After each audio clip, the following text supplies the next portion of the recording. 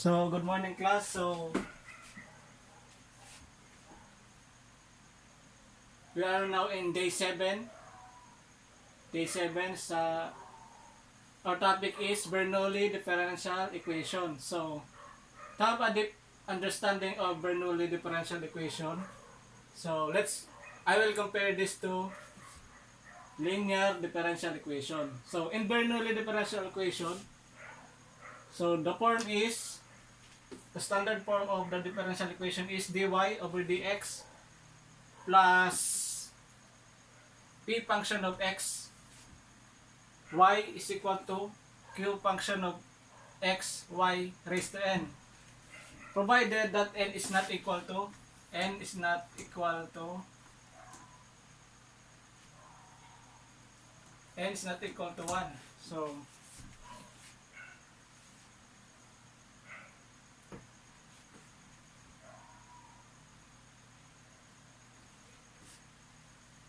So the goal is, as you can see, we have y raised to n. So this form of differential equation is nonlinear, so this is nonlinear,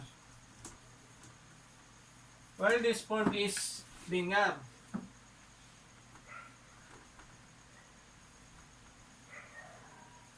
So the goal of Bernoulli differential equation, the nonlinear standard form is to convert it to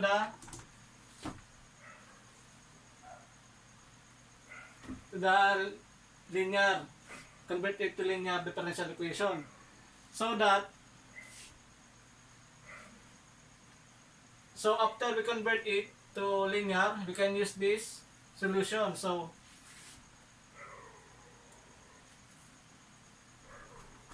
if you want to be good in Bernoulli differential equation, you need to master first your linear differential equation. So we have this standard form. So dy over dx plus p function of xy q function of x is equal to q function of x y raised to n. So if we want it to be in linear form, we use the C substitution. So z is equal to, supposed to be z is equal to y 1 minus n.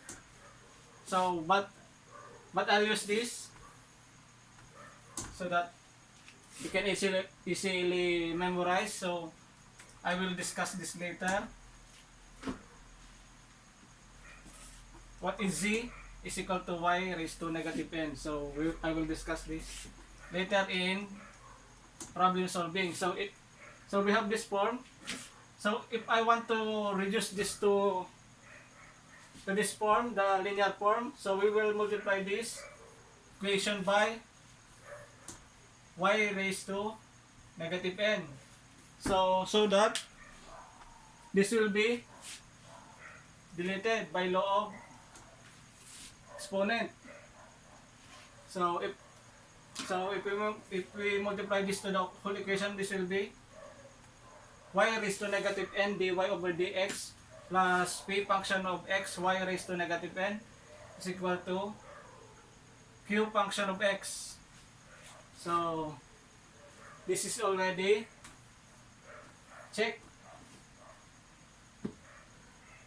So this is checked.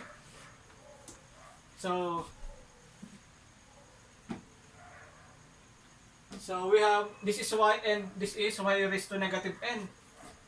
So by Bernoulli, we use the C substitution. So z is equal to y raised to negative n. So if this is c, y raised to negative n is z. Okay, this is z. So this is already checked. So we don't have the exponent. So the same, and dy over dx, so derivative of z is equal to y raised to negative n dy, y dy. So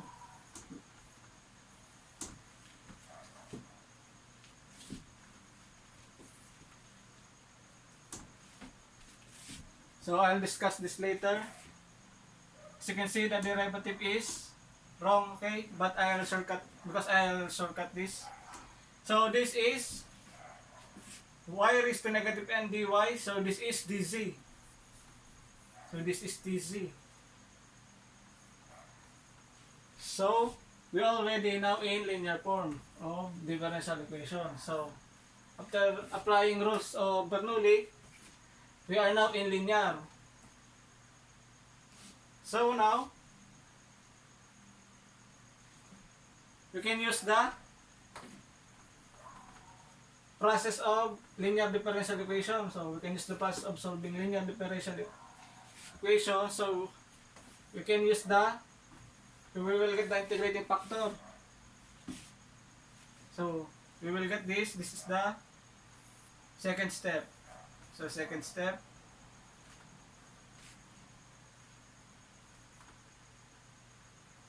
Third step. Third step, because the second step is the integration of, so the second step will be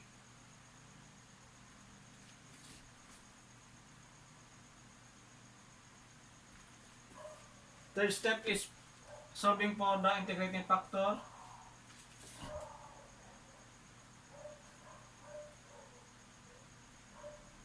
Then the second step will be, so this is the second step, so reducing it to linear. So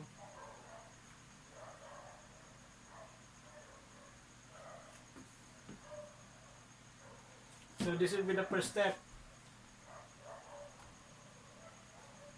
So this will be the first step. So you need to follow this step if you want to be good in Bernoulli differential equation. So if we are already in the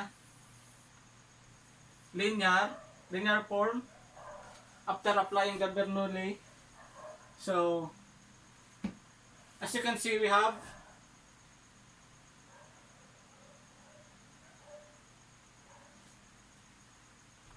instead of dy, we use dz. So in Bernoulli, instead of y, we use z. Instead of y,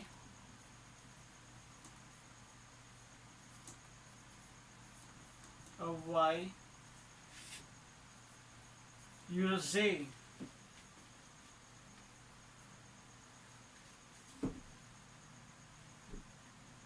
So the solution will be z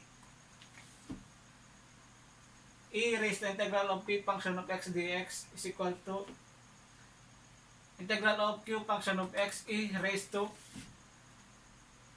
integral of p function of x dx plus c.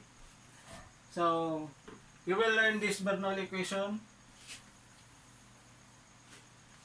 by solving. So I will discuss this. You will master this by solving.